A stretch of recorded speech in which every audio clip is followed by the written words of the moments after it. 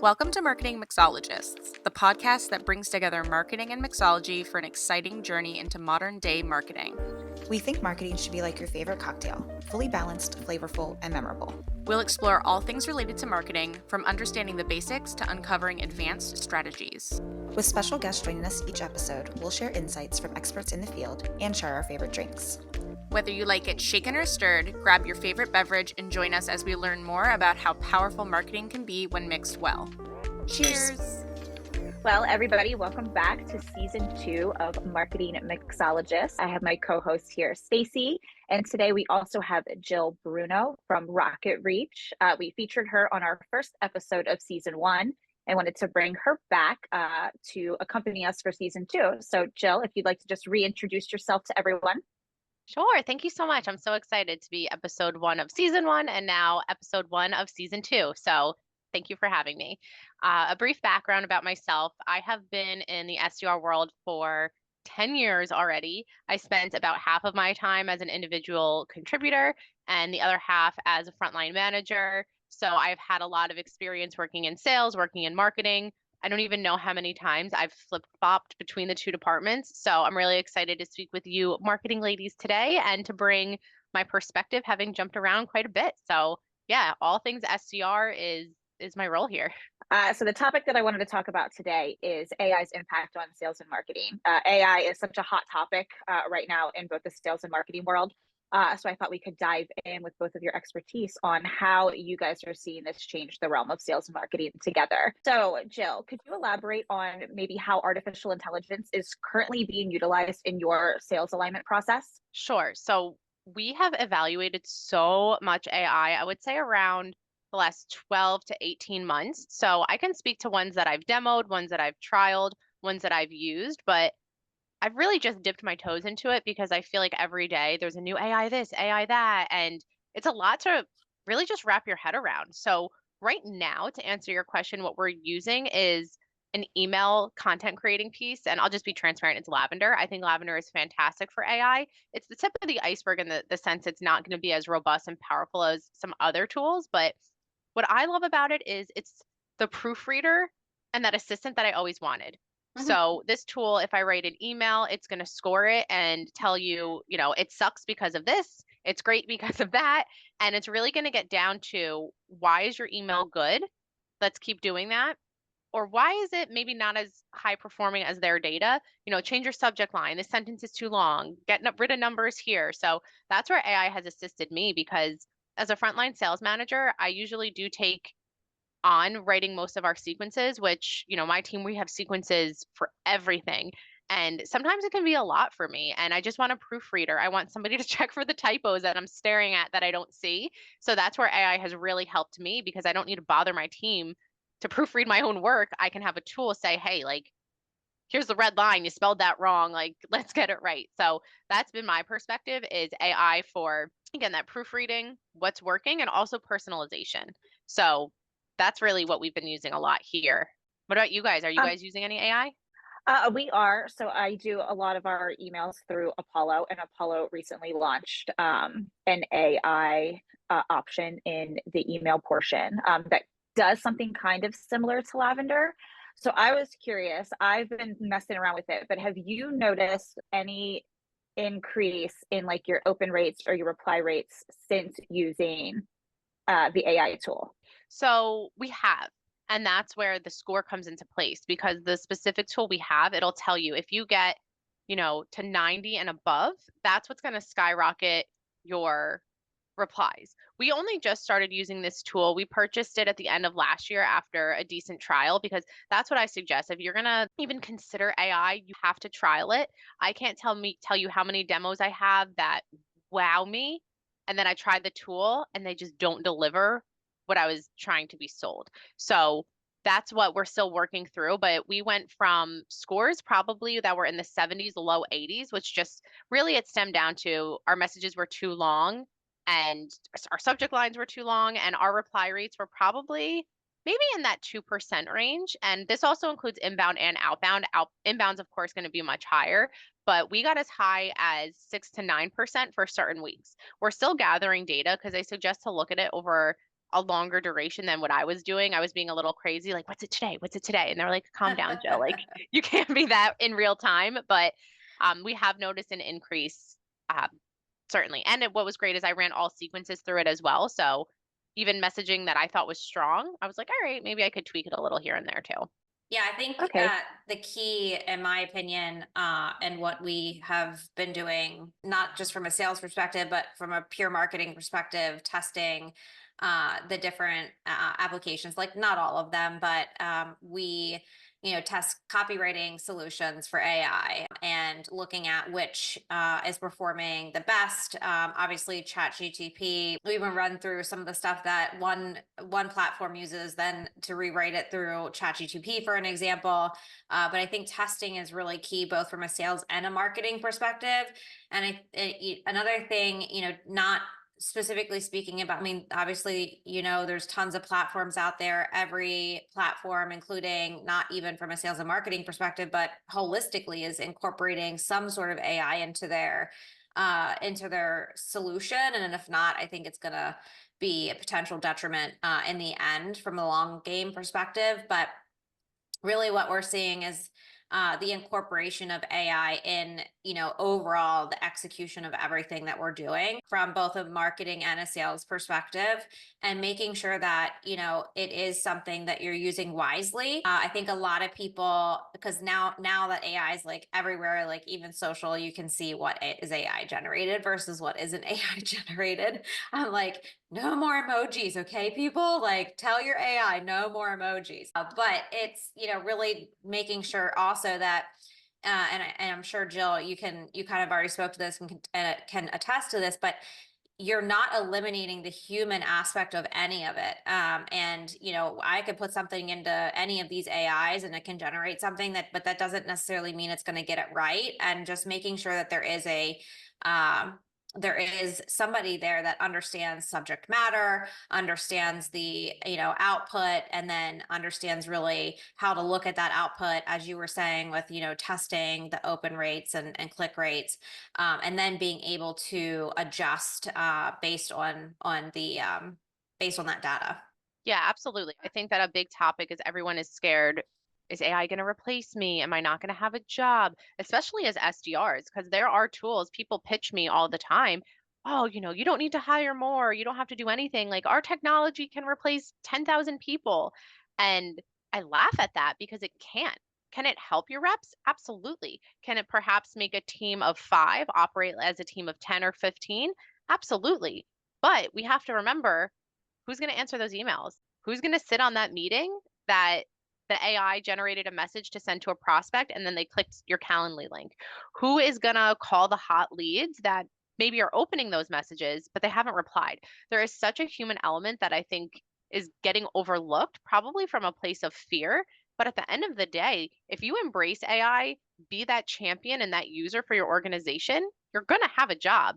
Just keep that in mind. Somebody still has to run the tool, and it's not perfect. I've seen AI be great, and I've seen AI be cringe, even down to, you were saying some of the emojis. I keep seeing the AI headshots, and some I'm like, you look beautiful, and other I'm like, you look like a cartoon. Like, your tan is uneven. There's more wrinkles on your forehead than that, but I don't know. Yeah. It's kind of funny. Yeah. Jill, remind me to send you some of the AI headshots I got. Stacey, do you remember those?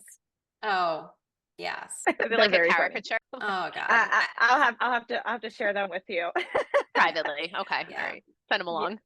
So kind of for both of you, Stacey, you primarily working more on the marketing, strategy side, and Jill, you being more in the sales side. Do you think there is any specific tools or any way that we're applying the use of AI that is helping break down the silos between sales and marketing and helping them communicate better for the same, reaching that same goal? I can jump in here because Stacey, you have your thinking face on. I do. So I tested out a couple tools, and granted, we didn't pull the trigger on any of them just because we didn't find the right tool within this environment. But there are some tools out there that are kind of that set it and forget it motion for outbound, because outbound is one of the hardest jobs for organizations to build pipeline. We used to come from a world where inbound would allow organizations to thrive. And due to the macroeconomics, that's just not the case for a lot of organizations. So if you're not going outbound, I don't think you're going to survive. And the challenges between that is I've seen so many internal battles where outbound is marketing, outbound is sales. No, it's going to be both. We need to work together to know who are we going after? Who is the ICP? How does this persona differentiate from that persona? How does that messaging land? How is it going to resonate? It needs to be a unified approach. And that's where I see AI jumping in, because let's call it as it is. A lot of organizations have gone through layoffs. They have lean, mean teams, but it's not that spare headcount who could just be, those order takers like we kind of were used to in the past. So some of these set it and forget it tools, what you do is you punch in your ICP, you give your blurb about what your organization does. Who do you actually want to go after? And some of these do often pair with data providers, so that way it's going to continuously flow in new prospects.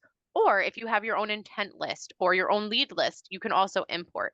So that's where I see this really growing the collaboration, because it's going to reduce the stress that sales might put on marketing to deliver these lists and tell us who to go after. And it's also going to allow one individual to do mass prospecting. Granted, you have to consider volume, warming up your inbox. It's definitely not by all means catching everything for your job, but that's where I see the trajectory going, is how can we have that support?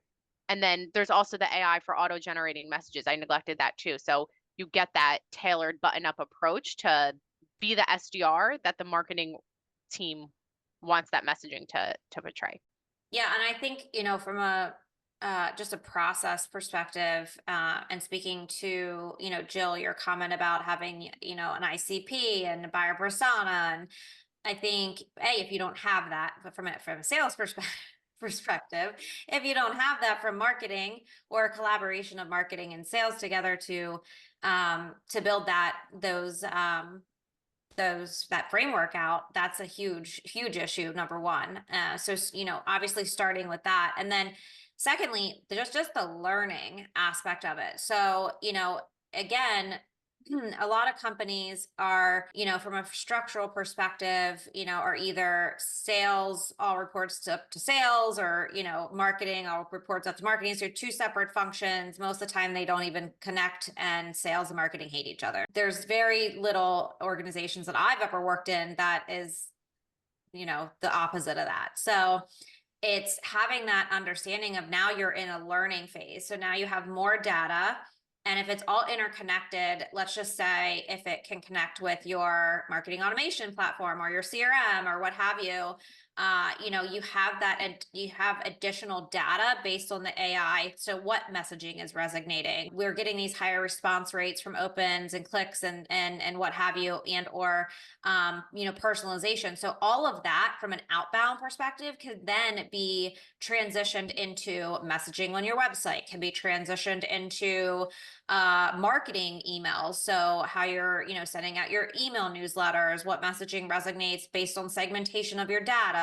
So having that I would say, AI, which is generally your assistant, help you, and then help both from a sales and marketing perspective align better on just overall messaging and what's resonating with the audience, I think is where the two really will start aligning, as long as there's a good framework in place internally to do so. Yeah, absolutely. Because I also think that people just have in their head, they think AI, I think they're always thinking generative. Write this email, do this, do that. And I think that predictive AI also is getting overlooked to some capacity, because you need that predictive side to help with the processes, the efficiencies, and that workflow to help guide when that generative is going to kick in. So there's really the two sides of it that when, married together, it's going to create the cohesive environment just to have, a good work environment too, right? Like sales and marketing, I hate the whole blame game. It's not that. It should just be one team, one goal all the time. And I think more companies are starting to realize that. Yeah. But not all. I mean, I secretly just didn't like you because you have a sales title, but that's okay. We won't discuss that on this podcast. That's not true. See, we're proving it could work. Sales and marketing can get along. From a more marketing side of this, Stacey, I think you could probably speak very well to this. We, in-house definitely at UMW use AI for, ideation, content creation.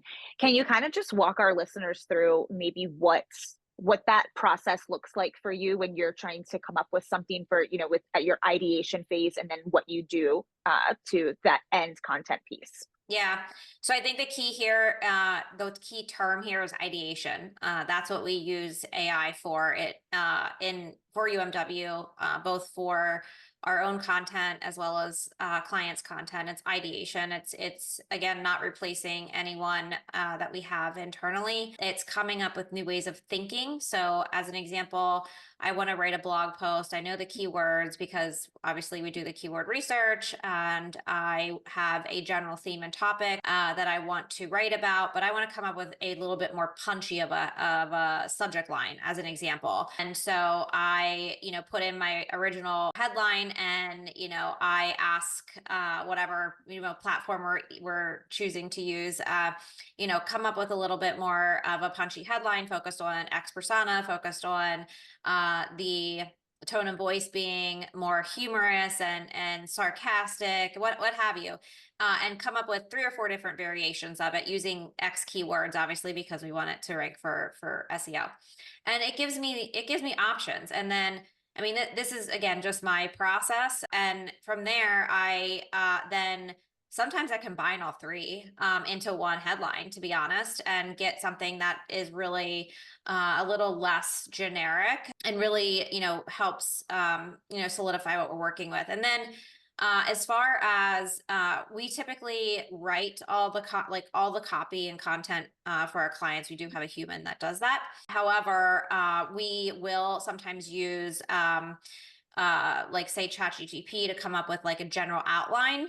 So we prompt ChatGPT, or we use Copymatic AI as well, and we prompt it to kind of come up with like a outline of what we want to speak about before we even start writing it. And then again, the human starts out the prompt. The human, tells the AI tool what they want to speak about, high level topics, etc.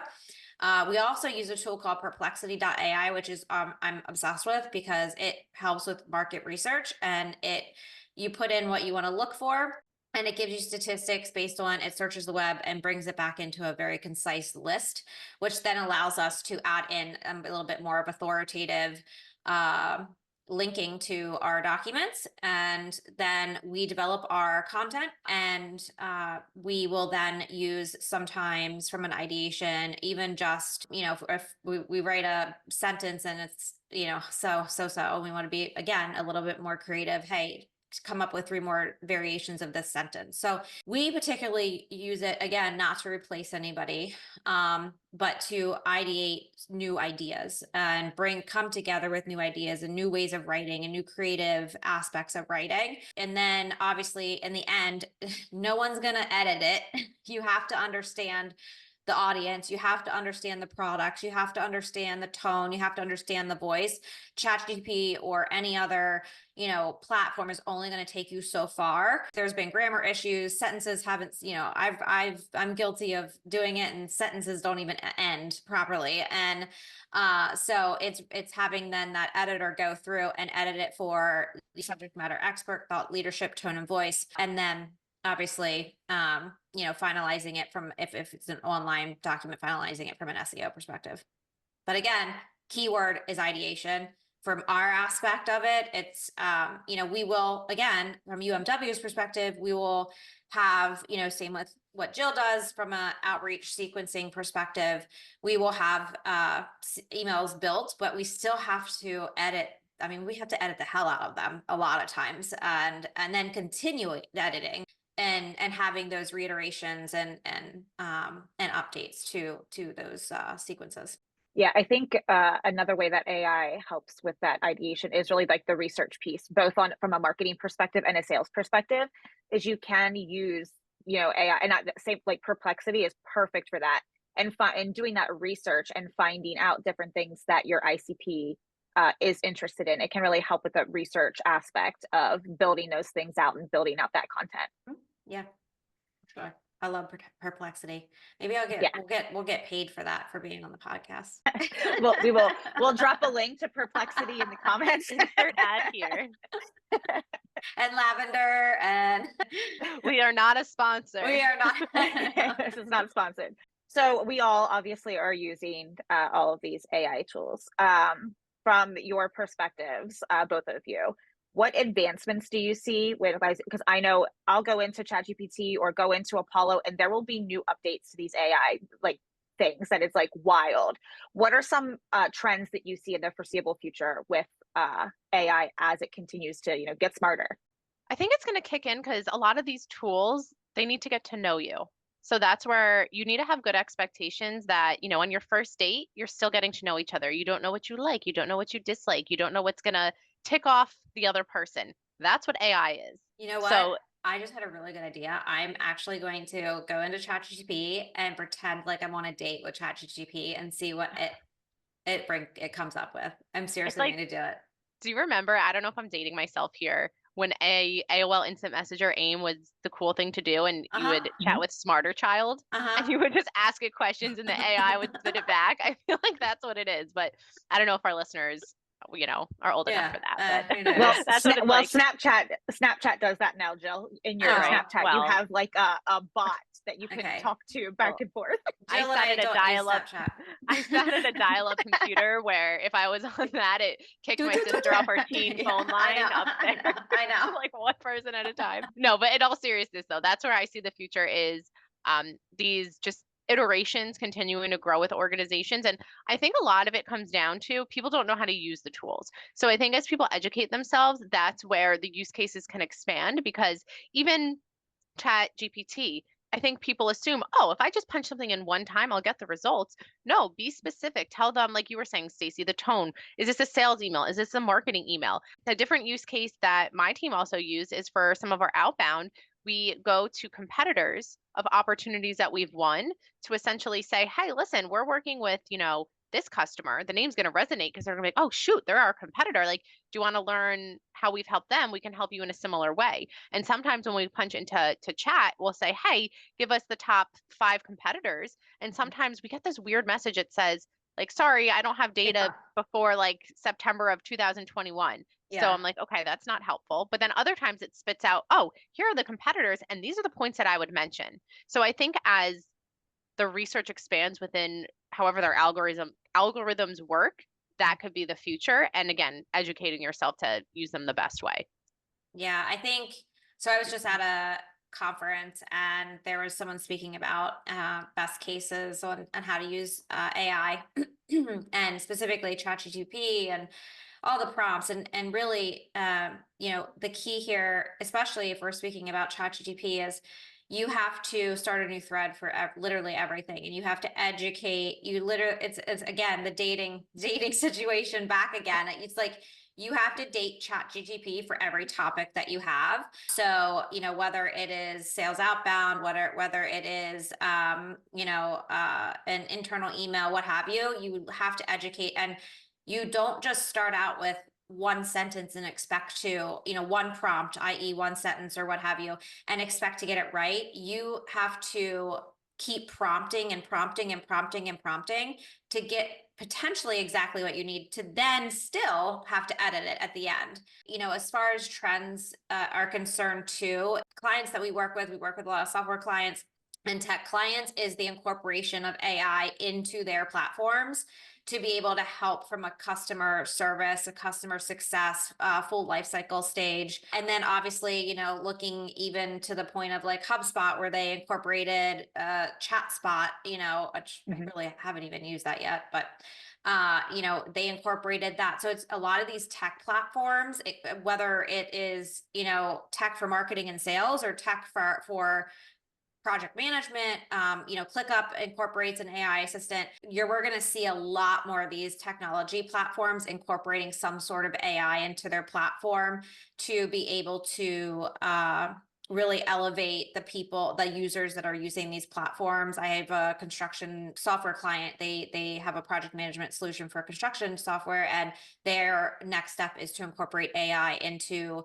their platform to help with, the their application in general. So it's good. We're going to be seeing a lot more of, API integrations, things like that, that are being incorporated into non-mainstream software platforms in the future. And then the other thing that I think we're just on the cusp of is creating the imageries and the imagery, and there's tons of tools for video creation and things like that. So those are even like right now, it's very heavily looked upon as far as content, like physical content, written content, but it's the imageries that they're creating.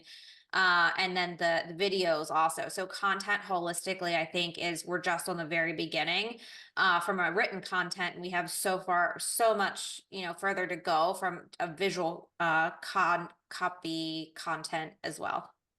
Isn't it crazy though? Because as you were saying that, I thought of another tool that we did evaluate. And what you do is, from the SDR perspective, I think you spit out, they give you a list of 300 words to say. So it understands your tone, your accent, your voice. And it could say, okay, I'm going outbound to Stacy, who's head of marketing, who's interested in A, B, and C. And it actually creates a video of your face talking, and it's not you. So sometimes I sit there and I'm like, are you a human? Are you a bot? Because I can't tell. So I don't know if I'm excited. I don't know if I'm nervous. I think I'm equally excited and nervous. Even when I get prospected, like, oh, I have the best AI tool to help you. My first reply back is, was this you or the AI? And I think reps get nervous because if you're pitching me an AI tool, you caught my attention. Sometimes I go, oh, it was me. And I was like, well, then you didn't sell me because that was an awesome email. But I just want to know if it was you or the tool, because the gap between it in some cases is getting so small that you don't know. But then other areas, it's wildly obvious when, you get a message that, what? That doesn't resonate. Like, no, you swung and missed. Try again. But I don't know. Yeah. Sometimes it is crazy. Yeah, for sure. It's the use, again, humans using tools for not the right application. Do either of you have any advice that you would offer teams who are wanting to integrate AI tools into their sales and marketing workflows? Be smart. Don't put a talking head that the lips aren't moving. Okay. And don't put a picture of what you would like to look like. Put a real picture up. But in all seriousness, that was just me being a smartass. Test, as Jill said earlier, test different solutions. Not all of them are going to be created equally. And then obviously learn the craft. So it is a craft, and it is not a one, start up and walk away solution. It does need a human element to all of it. Yeah, to go off of that, get a trial. I know, sorry, I'm breaking a lot of sales rules here because sales doesn't always like to give a trial. You need to get a trial. You need to test it for yourself because some of these tools can be pretty pricey. And if you're going to be spending thousands of dollars per month on this magic wand to help with prospecting or whatever you're seeking, test it out. Because I've seen, again, in my experience, some of these trials go horrifically wrong. To even after the trial, I was emailing them like, stop the messaging, stop, I removed you, unlink me. But then other, times I'm like, oh, this is really great, I like it, but I'm still missing, a little bit of something I thought would be there. And also get customer testimonials because, sales reps, they're going to talk to you about the bells and whistles. They're going to paint this beautiful picture that you don't want to say no to. Speak to a customer within your segment, within your size, so that way you can actually get an opinion of somebody who's used it longer than your trial and beyond what you're getting sold. Do your due diligence. For sure. And then All right, don't forget to end the trial, because I've done that. Stacy's the queen of forgetting to end trials. Hope you didn't have a credit really card good on at that. file. Oh, no, I did. It's okay. It only went 2 months. Well, thank you both so much for sharing your insight on, the AI and giving us your advice on the tools. And just for our listeners, remember that the tools can be transformative, but they need your human attention. They are not just, they are not your fix-it-all solution. So use these at your own risk and be smart about it. So to our ending segment of the show, the best part of the show. Jill, I even forget what your favorite drink was, or your favorite drink at the time, last time we did this. So what are you currently drinking? I can make this easy because I drink 3 things: water, vodka, and coffee. So I have 2 of them next to my desk, or next to my Oh, desk, if you want to guess which vodka. one. Vodka with a shot of vodka? I was going to say That's- vodka and coffee. Not yet. Well, my water bottle. Technically, this could be vodka, water, and then my finished coffee. So that's what I'm drinking. Vodka comes later or before our next recording. Join us for episode 2 Yeah. when we're sauced up on vodka. How about you, Stacey? What are you drinking currently? I know you were trying the dry January, but Yeah, that lasted a day. By the way, fake wine is absolutely horrible. But I did get through a glass of it because I put in some I think grapefruit seltzer or something. So I made like a spritzer. So I was able to get through a glass, but I kind of gave up. This is why I don't do this. I say I'm going to do it, then I don't do it. So of course I'm always a wino. But I think, yeah, this time of year is more so wine, I think, and a random cocktail, but wine is my unfortunate go-to, unlike Jill, because vodka, just straight vodka is, has no calories. I wish I I never could do said that. straight vodka. Oh, well, that's just true. I just equated it to straight. No, I'm not sitting here chugging shots. I'm classy. I put some lemon and seltzer in it. Come on. Okay. Yeah. Yeah, this I time said of this- year, it's cold. It's I know it's yucky straight out. wine. yeah, this time of year, I like vodka too. I do more like a mule style though in the winter time, but I'll drink it anyway. Yeah, summertime is when I can give you a whole list of alcoholic preferences. All right. Well, thank you guys so much. And thank you everyone for listening. We will see you on the next episode. And for anyone wanting to get in contact with Jill, I will have her LinkedIn linked in the description for you. Thanks for joining us on this week's episode. Tune in next time for another special guest and, of course, more cocktails. Don't forget to grab your favorite drink and follow us on Instagram and TikTok at Marketing Mixologists Pod. Cheers.